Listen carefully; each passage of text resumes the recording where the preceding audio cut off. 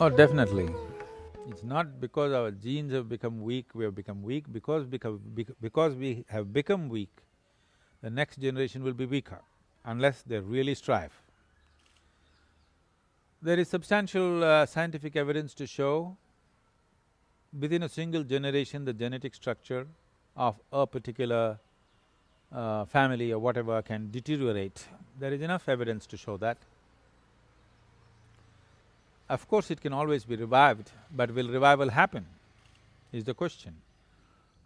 When you're going to have an electric car to drive from your sitting room to bedroom, or you drive your bed wherever you go to the office, it may happen. Maybe you drive in your bed to your office and work there and sleep there, and because everything is touch of button, or touching buttons also will go away. Probably if you verbally say it, everything will get typed and all the work gets done. And you don't have to use either your body or your brains in any great length. Definitely in a single generation we can fall dramatically. I think it's happening at an alarming rate. If you look at the children today, simple things that all kids would be capable of when we were growing up, today is like circus for a whole lot of children. Only very athletic ones can do it. I was speaking to a group of very elite group in Chennai.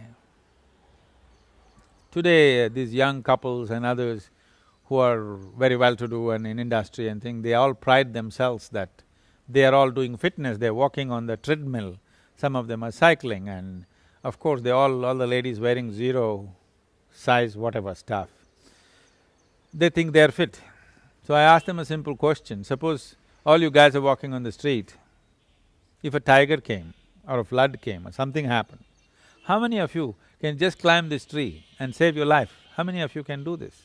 Only the menial laborers, those who are doing laborer's job on the street, somebody who's building the road or somebody who's digging a hole somewhere, only that guy will save himself, none of you will be able to climb a tree.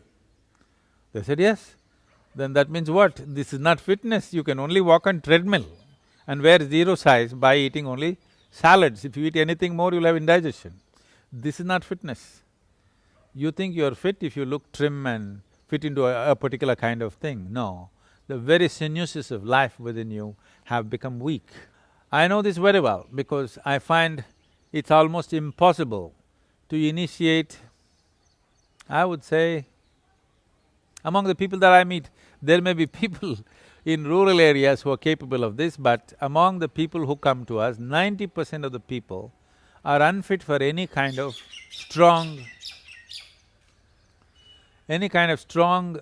Kriya Yoga because they don't have the body to do it. They may have the wish to do it, but they don't have the body to do it. Their fundamental physical structure, they may look okay, they may look reasonably fit, they can walk, they can do things, but they're not fundamentally strong within themselves. The basic structure is not very strong. That weakening is happening dramatically, and as these technologies make you do less and less, both in body and brain, I think it's a very serious affair, very, very serious affair. It is the survival. Probably that is how we will decimate ourselves, not by bombs or fire or ice or whatever.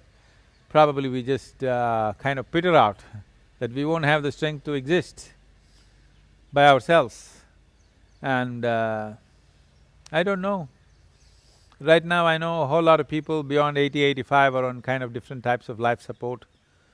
This need for life support, the age at which life support is needed, I'm just thinking, I don't have all the facts on this, but I'm thinking in 50 years' time, if we continue like this, the age at which human beings need life support may come down dramatically by 10-15 years than what it is right now.